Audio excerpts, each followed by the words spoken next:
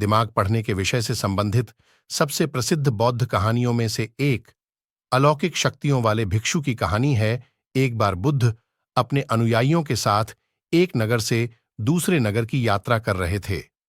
यात्रा करते समय वे एक झील के किनारे चले। कुछ देर बाद वे सभी आराम करने के लिए रुके। सब कुछ शांत होने के बाद उनके एक शिष्य ने उनसे पूछा, जब हमारे मन में परेशान करने वाले विचार आते हैं तो हम मन को कैसे शांत कर सकते हैं? बुद्ध पेड़ के नीचे बैठे थे और उनसे बोले, मुझे प्यास लग रही है, क्या आप मेरे लिए उस झील से कुछ पानी ला सकते हैं? शिष्य झील की ओर वापस चला गया और उसने देखा कि कुछ लोग कपड़े धो रहे थे, इसलिए साफ पानी लेने के लिए कुछ दूर चला और पानी इकट्ठा करने के लिए वहीं बैठ गया। लेकिन जैसे ही वह पानी लेने जा रहा था, तभी एक बैलगाड़ी गुजरी और पानी गंदा हो गया।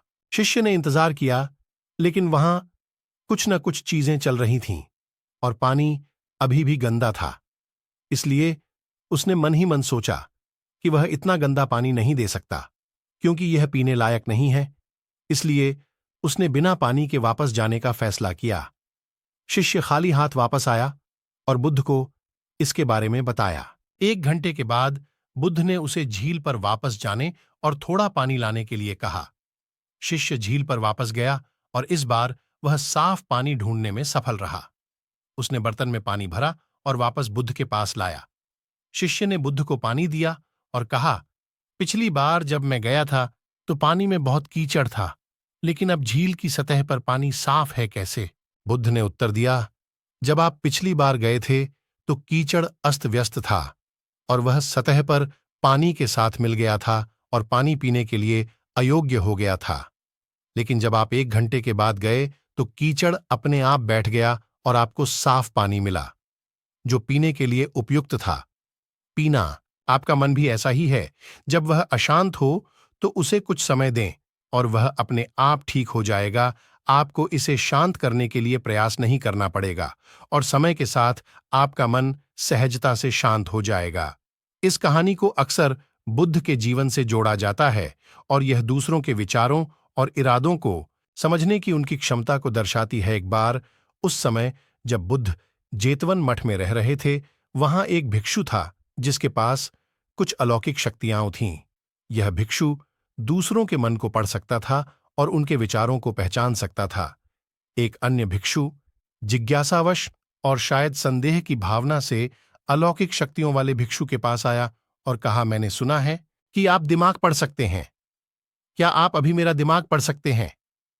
अलौकिक शक्तियों वाले भिक्षु ने उत्तर दिया, निश्चित रूप से मैं ऐसा कर सकता हूं।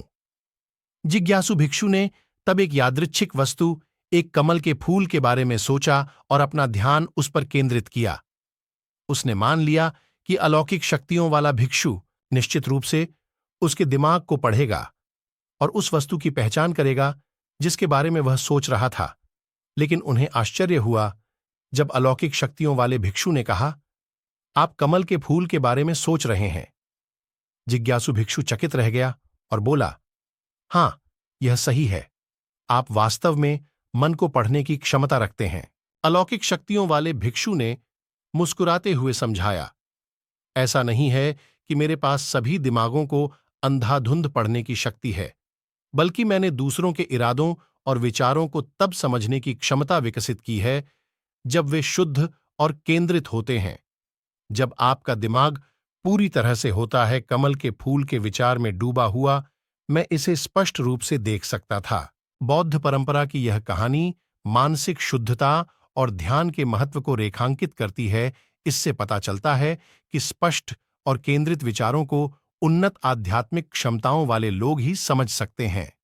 हालांकि इस कहानी को रूपक माना जा सकता है, यह बौद्ध धर्म के अभ्यास में सचेतनता, एकाग्रता और आंतरिक गुणों के विकास के मूल्य को बताती है।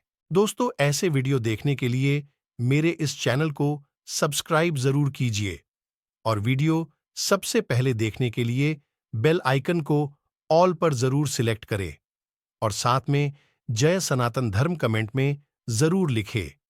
सनातन धर्म वाले लोग ही कमेंट में लिखिएगा।